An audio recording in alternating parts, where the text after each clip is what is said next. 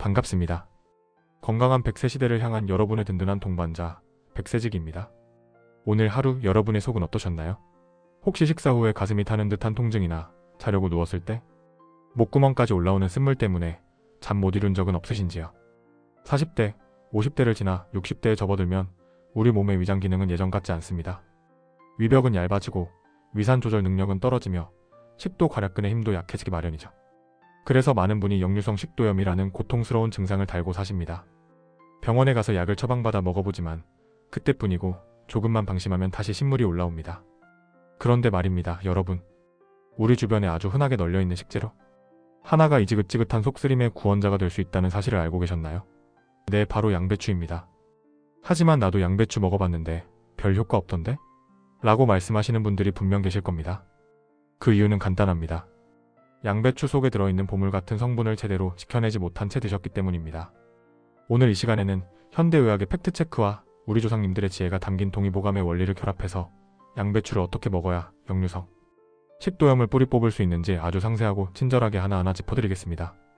먼저 양배추가 왜 위장에 좋은지 그 근거부터 명확히 짚고 넘어가야겠습니다. 양배추에는 비타민 U라는 아주 특별한 성분이 들어있습니다. 여기서 U는 ULCUS, 즉 궤양이라는 뜻의 라틴어에서 따온 것입니다. 1940년대에 이미 미국 스탠퍼드 대학의 가네체니 박사가 위궤양 환자들에게 양배추즙을 먹였더니 평균 치료 기간이 놀라울 정도로 단축되었다는 연구 결과를 발표했습니다. 이 비타민 U는 손상된 위 점막을 재생시키고 위벽을 튼튼하게 만드는 단백질 합성을 돕습니다. 말 그대로 천연 위장막을 입혀주는 셈이죠. 또한 비타민 K도 풍부해서 위 점막에서 발생하는 미세한 출혈을 막아주는 지혈 작용까지 합니다. 동의보감에서도 양배추는 매우 귀한 대접을 받았습니다. 양배추는 감람이라고 불리며 성질이 평하고 맛이 달아 독이 없다고 했습니다. 특히 우리 몸의 오장을 이롭게 하고 육부의 기운을 소절한다고 기록되어 있습니다. 여기서 주목할 점은 위장에 열을 내린다는 부분입니다. 현대의학에서 말하는 위염이나 식도염은 한의학적 관점에서 보면 위장에 쌓인 비정상적인 열기, 즉 위열 때문인 경우가 많습니다. 양배추는 이 뜨거워진 위장을 시원하게 식혀주고 기의 흐름을 원활하게 하여 음식물이 거꾸로 솟구치는 것을 막아주는 역할을 하는 것이죠. 자, 그렇다면 이 좋은 양배추를 어떻게 먹어야 할까요? 가장 중요한 첫 번째 원칙은 열을 가하지 말라는 것입니다. 비타민 U는 열에 굉장히 취약합니다. 뜨거운 물에 푹 삶거나 불에 볶아버리면 위장을 치료해주는 핵심 성분이 다 파괴되어 버립니다.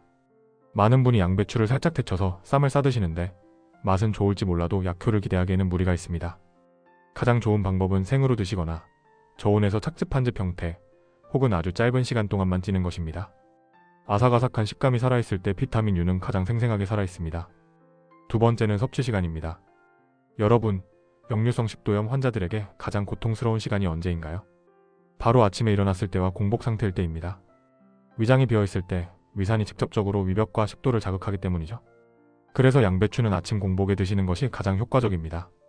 일어나자마자 미지근한 물 한 잔으로 위를 깨워준 뒤 생양배추를 가늘게 채 썰어 천천히 씹어 드시거나 신선한 양배추즙 한 잔을 마셔보세요.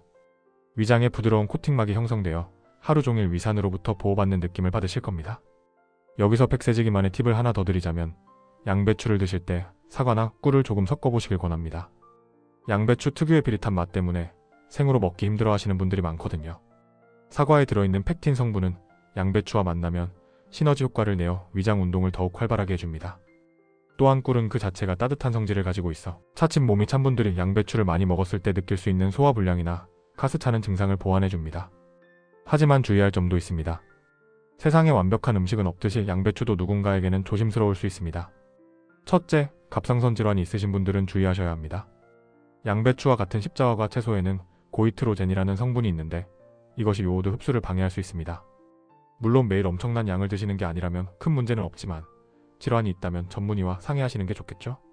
둘째, 대장이 예민해서 평소에 가스가 많이 차거나 과민성 대장 증후군이 있는 분들은 생양배추가 부담스러울 수 있습니다. 양배추의 풍부한 식이섬유가 대장에서 분해되면서 가스를 생성하기 때문인데요. 이럴 때는 생으로 드시기보다 아주 살짝만 김을 쐬어 익혀 드시면서 양을 차츰 늘려가시는 것이 현명한 방법입니다. 씻는 법 또한 중요합니다. 양배추는 겉잎부터 차곡차곡 쌓여 자라기 때문에 농약 걱정을 하시는 분들이 많습니다. 하지만 실제로는 안쪽 잎까지 농약이 깊숙이 침투하기는 어렵습니다. 컷잎 서너 장은 과감하게 떼어내버리시고 심지 부분을 제거한 뒤 물에 식초나 베이킹소다를 한 숟가락 풀어 5분 정도 담가두었다가 흐르는 물에 깨끗이 헹궈내면 안심하고 드실 수 있습니다.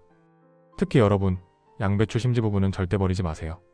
사실 비타민 U가 가장 많이 밀집되어 있는 곳이 바로 그 딱딱한 심지입니다. 심지가 너무 딱딱해서 먹기 힘들다면 믹서기에 갈 때 같이 넣거나 얇게 점여서 드시길 강력히 추천합니다. 오늘 말씀드린 내용을 정리해 보겠습니다.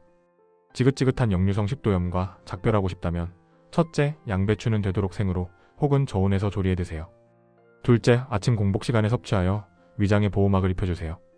셋째, 사과나 꿀과 곁들여 맛과 효능을 모두 잡으세요. 넷째, 갑상선 질환이 있거나 가스가 잘 차는 분들은 섭취량과 조리법을 조절하세요. 다섯째, 영양가가 가장 높은 심지 부분까지 알뜰하게 챙겨 드시는 건 잊지 마세요. 건강은 한순간에 완성되는 것이 아닙니다. 오늘 마신 양배추즙 한 잔, 오늘 씹은 신선한 양배추 한 조각에 쌓여 여러분의 10년 뒤, 20년 뒤에 활기찬 노후를 만듭니다. 약에만 의존하기보다는 자연이 준 천연, 치료제인 음식을 통해 몸의 자생력을 키워보는 것은 어떨까요? 우리 몸은 정직합니다. 우리가 정성을 들인 만큼 분명 건강이라는 선물로 보답할 것입니다. 여러분의 위장이 다시 편안해지고 맛있는 음식을 즐겁게 드시며 환하게 웃으시는 그날까지 백세지기가 곁에서 늘 응원하겠습니다. 오늘 내용이 유익하셨다면 주변에 속쓰림으로 고생하는 친구나 가족분들에게도 이 영상을 공유해주세요. 그분들에게는 여러분의 공유가 가장 큰 선물이 될 수 있습니다. 저는 다음 시간에도 여러분의 건강한 100세 인생을 위한 더욱 유익하고 알찬 정보로 다시 찾아뵙겠습니다. 시청해주셔서 진심으로 감사합니다. 늘 건강하시고 평안하십시오. 지금까지 백세직이었습니다.